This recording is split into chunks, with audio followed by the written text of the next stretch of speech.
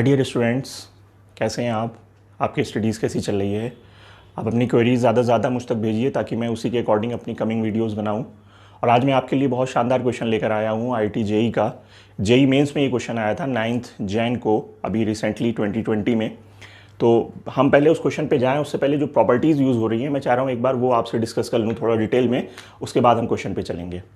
ये मैट्रिक्स का क्वेश्चन है, मैट्रिक्स डिटर्मिनेंट का क्वेश्चन है। कुछ प्रॉपर्टीज़ मैंने लिखी है यहाँ पर मैट्रिक्स की, तो आइए उनको देख लेते हैं एक बार। सबसे पहली प्रॉपर्टी मैंने ली है यहाँ पर एडजॉइंट ऑफ ए जो है ये एक मैट्रिक्स है जिसका ऑर्डर n है।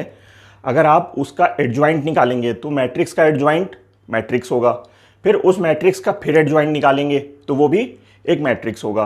तो adjoint of A that is equal to mod of A की power n-1 time matrix A. देखिए उस तरफ क्या क्वांटिटी निकल के आ रही है, मैट्रिक्स निकल के आ रहा है या डिटर्मिनेंट निकल के आ रहा है, आइए चेक करते हैं। Mod of A means determinant of A की पावर n-1। ये कांस्टेंट क्वांटिटी है, ये कांस्टेंट क्वांटिटी है और ए यहां पर एक मैट्रिक्स है। तो कांस्टेंट अगर मैट्रिक्स में मल्टीप्लाई होगा तो ये मैट्रिक्स हो जाएगा। इस तरफ भी मैट्रिक्स है और इस तरफ भी मैट्रिक्स है, फॉर्मूला बिल्कुल ठीक है अपना।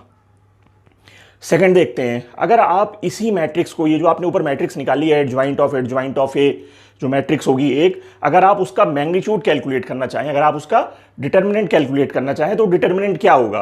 वो डिटर्मिनेंट होगा मॉड ऑफ ए की पावर n-1 का होल स्क्वायर। ऐसे ही जैसा कि आप देख रहे हैं कि ये एक डिटर्मिनेंट है, कांस्टेंट क्वांटिटी। आइए इस तरफ देखते हैं, मॉड ऑफ ए एक कांस्टेंट क्वांटिटी होगी कि पावर n-1 का होल स्क्वायर, तो ये भी डिटर्मिनेंट कांस्टेंट क्वांटिटी और ये भी कांस्टेंट क्वांटिटी, फॉर्मूला आप अपना बिल्कुल फिट है। आइए थर्ड देखते हैं, थर्ड प्रॉपर्टी भी यूज हुई है इस क्वेश्चन में। थर्ड प्रॉपर्टी ये कहती है कि अगर सी एक मैट्रिक्स है और सी के टाइम्स मैट्रिक्स ऑफ ए है, के टाइम्स किसी कांस्टेंट टाइम्स मैट्रिक्स ऑफ ए है और ये मैट्रिक्स ए का ऑर्डर n है, तो मॉड ऑफ सी क्या होगा? सी की डिटर्मिनेंट वैल्यू कितनी होगी? तो सी की डिटर्मिनेंट वैल्यू हो जाएगी k की power n times mod of A. अब k की पावर n के बारे में मैं थोड़ा सा आपको एक्सप्लेन कर दूं।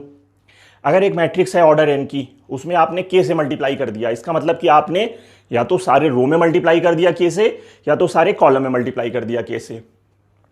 जब आप कॉमन निकालेंगे तो रो का केस ले लेते हैं, चलिए। तो जब आप कॉमन निकालेंगे तो हर रो से एक k निकलेगा।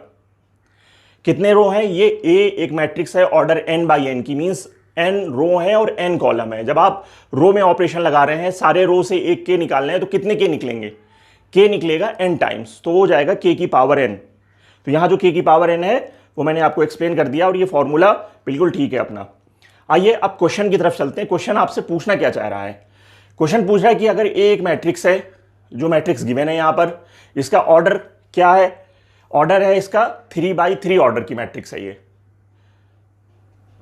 3 रो है 3 कॉलम है।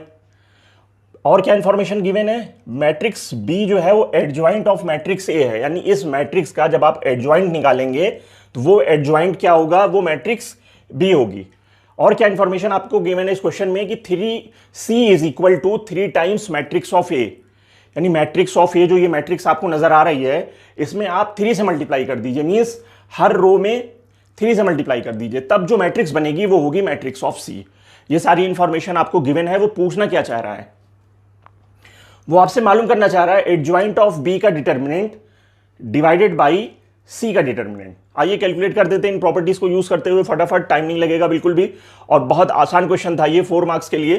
तो सबसे पहले तो आप लिखिए adjoint of B, adjoint of B. Adjoint of B क्या है? एडजॉइंट ऑफ बी है एडजॉइंट ऑफ ए।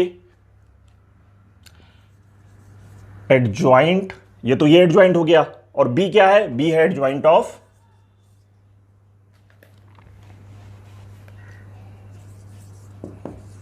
ए। चलिए, यानी ये कौन सी प्रॉपर्टी हो गई? ये प्रॉपर्टी हो गई फर्स्ट अपनी, क्या? एडजॉइंट ऑफ ए। लेकिन हम इस प्रॉपर्टी को यहां यूज नहीं करेंगे, क्यों? क्योंकि वो हमसे इस मैट्रिक्स को फाइंड आउट नहीं करने को कह रहा, वो कह रहा है कि इसका डिटर्मिनेंट क्या होगा, इस मैट्रिक्स का डिटर्मिनेंट क्या होगा। हम यूज करेंगे प्रॉपर्टी 2। आइए इसका डिटर्मिनेंट कैलकुलेट करते हैं। एडजॉइंट ऑफ ए का डिटर्मिनेंट क्या होगा? ये होगा मॉड ऑफ ए की पावर n-1 का होल स्क्वायर। अब mod of A find out करना होगा हम लोगों को। मॉड ऑफ ए क्या है? मॉड ऑफ ए जो मैट्रिक्स है इसका डिटर्मिनेंट क्वांटिटी है। कैलकुलेट करिए mod of A. Mod of A is equal to, कैसे कैलकुलेट करेंगे? फर्स्ट एलिमेंट 1 इंटू इसको, इस रो और इस कॉलम को छोड़ने के बाद आप प्रिंसिपल डायगोनल एलिमेंट का cross multiply, principal diagonal element का multiply minus times secondary principal diagonal element का मल्टीप्लाई। आप जानते होंगे इसको बहुत अच्छे से जो जेई की तैयारी कर रहे हैं, तो मैं इसको एक्सप्लेन नहीं कर रहा हूं यहां पे। 3 3 9 plus 4 minus 1 times 3 minus 4 plus 2 minus 1 minus 3, कितना आ जाएगा ये? 13 plus 1 minus 8, 14 minus 8 that is equal to 6। तो ये इसकी वैल्यू आ गई, तो मैं इसको रब करके डायरेक्ट इसकी वैल्यू लिख दे रहा हूं यहां पे कि mod of A is equal to 6। Calculate कैसे किया आपने देख लिया, ये आ गई मॉड ऑफ ए की वैल्यू 6। तो इसको कैलकुलेट कर लेते हैं फिर। जब मॉड ऑफ ए की वैल्यू 6 है तो ये कितना हो जाएगा? ये आपका हो जाएगा mod of A, it means 6 n minus 1। n क्या है? ऑर्डर है इसका, ऑर्डर 3 है। 3 माइनस 1 2, 2 का होल स्क्वायर 4। चलिए नेक्स्ट कैलकुलेट करते हैं मॉड ऑफ सी। यूज करते हैं प्रॉपर्टी थर्ड को यूज करिए। Mod of C is equal to K की पावर एन, और सी क्या है? सी है 3 टाइम्स ए। तो 3 टाइम्स ए का मतलब क्या है? के की वैल्यू यहां पे 3 है और 3 की पावर एन, ऑर्डर भी 3 है, तो ये हो जाएगा 3 की पावर 3 टाइम्स मॉड ऑफ ए। और मॉड ऑफ ए क्या है? मॉड ऑफ ए अभी आपने कैलकुलेट किया, इसको बोल दीजिए 1, इसको बोल दीजिए 2। क्वेश्चन सॉल्व हो गया। 1 और 2 को पुट कर दीजिए, जो इन्होंने आस्क किया है आपसे, जो पूछा है, इन्होंने पूछा है एडजॉइंट ऑफ बी का mod divided by mod of C. Mod of C की वैल्यू कैलकुलेट करनी है हमें, तो मॉड ऑफ सी की वैल्यू क्या हो जाएगी? थर्ड प्रॉपर्टी से मॉड ऑफ सी की वैल्यू हो जाएगी के की पावर एन, के 3 है यहाँ पर, 3 की पावर, ये हम कैलकुलेट कर चुके हैं ऑलरेडी सेकंड में, तो सेकंड से हम ले लेते हैं डायरेक्टली। क्या है सेकंड से? फ्रॉम सेकंड 3 की पावर 3 मल्टीप्लाई बाई 6 और यहाँ 6 की पावर 4, तो ये हो गया 6 की पावर 3। आइए इसको कैलकुलेट कर लेते हैं। 6 की पावर 3 होता है 6 इंटू 6 इंटू 6, और 3 की पावर 3 होता है 3 इंटू 3 इंटू 3। अब मैं अपने बच्चों को एक इन्फॉर्मेशन देना चाह रहा हूँ, बहुत इंपॉर्टेंट।